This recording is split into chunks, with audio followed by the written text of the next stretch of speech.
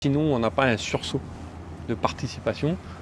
Les indépendantistes vont passer dans la deuxième et dans la première circonscription, c'est une évidence.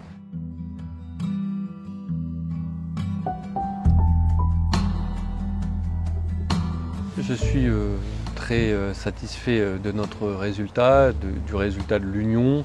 Je crois que le fait de se rassembler, tous les partis politiques confondus, ça a payé. Je remercie les électeurs d'ailleurs qui nous ont accordé leur confiance. L'Union, le message aussi, sans ambiguïté. Je crois que c'est une remontée qu'on avait de la rue, du terrain. Ça montre qu'on n'est pas déconnecté aussi de notre électorat.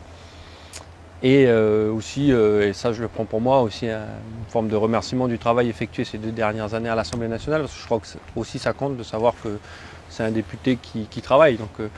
Donc voilà, donc je pense qu'une victoire, 1, du discours politique, 2, de la stratégie d'union, et 3, de mon travail à l'Assemblée. Ensuite, il y a les indépendantistes en face. Et là, c'est pas la même, puisqu'ils ont beaucoup mobilisé. Et sans une forte mobilisation de notre électorat, on ne serait pas arrivé devant. Et je pense qu'ils vont beaucoup plus mobiliser pour le deuxième tour. Ils l'ont toujours fait.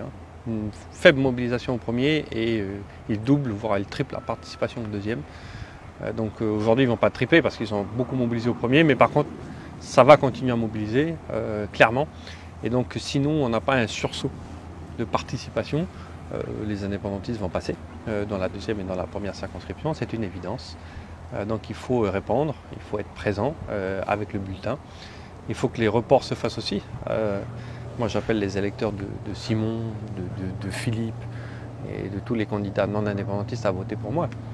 Je crois que chacun a pu exprimer ses sensibilités lors du premier tour. Je pense que maintenant, voilà, on ne peut pas, quand on est non-indépendantiste, mettre sur un même pied d'égalité Nicolas Mesdorf, même si on peut lui reprocher sa forme peut-être, mais c'est un député qui travaille, c'est un député qui défend l'universalisme, la République, le vivre ensemble, le dialogue avec ceux qui veulent dialoguer, avec la candidate de l'Union calédonienne qui a créé la CCAT et qui signe des accords avec l'Azerbaïdjan. Enfin, je veux dire, voilà. Même si on peut avoir, et c'est compréhensible, de la déception. Après ce premier tour, il faut se remobiliser pour le deuxième. Donc je les appelle à me soutenir aussi. Voilà. Et à appeler les Calédoniens qui ne sont pas allés voter à aller voter et à se mobiliser parce que peut-être au moment le plus important de notre histoire, on risque d'avoir 2 indépendantistes à l'Assemblée nationale. Donc aussi dans la deuxième circonscription, pour Alcide-Ponga, il faut y aller.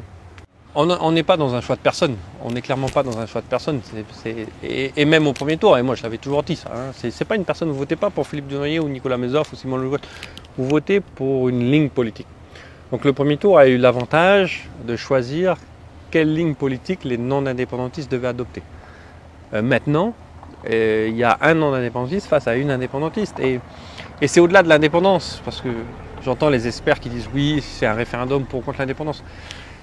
C'est au-delà de ça, c'est le modèle de société, c'est une dictature ou une démocratie, parce que quand on a le soutien des islamistes de l'Azerbaïdjan, qui quand même tuent des chrétiens en Europe, enfin, pardon, mais c'est la réalité, quand on défend, nous, la démocratie, le fait de pouvoir voter dans un pays où on paye ses impôts et qu'on est installé depuis un moment, quand on défend, nous, le vivre ensemble, c'est-à-dire l'égalité, l'universalisme entre toutes les ethnies, tout le monde pareil, et d'un côté, on met une ethnie plutôt qu'une autre devant, je crois que c'est au-delà de l'indépendance ou de la France en fait. C'est le modèle de société, quelles sont les valeurs de la Nouvelle-Calédonie.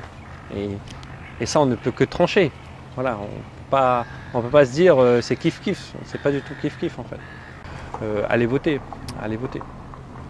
Allez voter, on s'est battu pour le droit de vote. On se bat dans notre pays pour le droit de vote. Voilà. Et le meilleur soutien qu'on pourrait recevoir, c'est qu'on ait un taux de participation qui soit élevé et que finalement les Calédoniens démontrent qu'on a raison de se battre pour le droit de vote. Ça ne m'étonne pas que les indépendantistes veuillent rejoindre le Front populaire et notamment la France insoumise en fait. Parce que c'est la même stratégie et la même vision des choses. C'est très racisé, c'est-à-dire qu'on parle d'ethnie, on ne parle pas de communauté nationale ou de communauté territoriale, c'est-à-dire on parle de communauté, les Arabes, les Noirs, les Blancs, les Juifs, voilà, on est dans le communautarisme.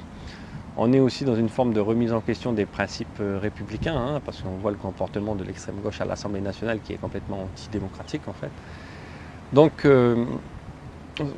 il y a une forme de logique chez les indépendantistes de vouloir siéger avec la France insoumise. Moi je l'ai déjà dit, je siégerai dans un groupe de droite gaulliste. Alcide fait un bon score, mais là la mobilisation indépendantiste dans la deuxième circonscription a été énorme, donc Alcide fait plus de voix que moi la première fois quand même.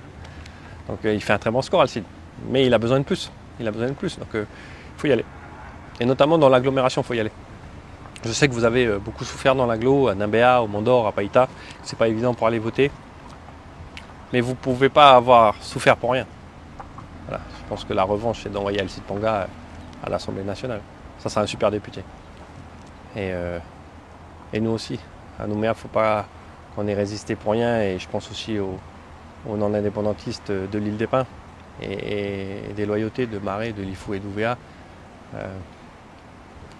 Vous êtes un peu notre fierté aussi, hein, cette armée du silence. Voilà.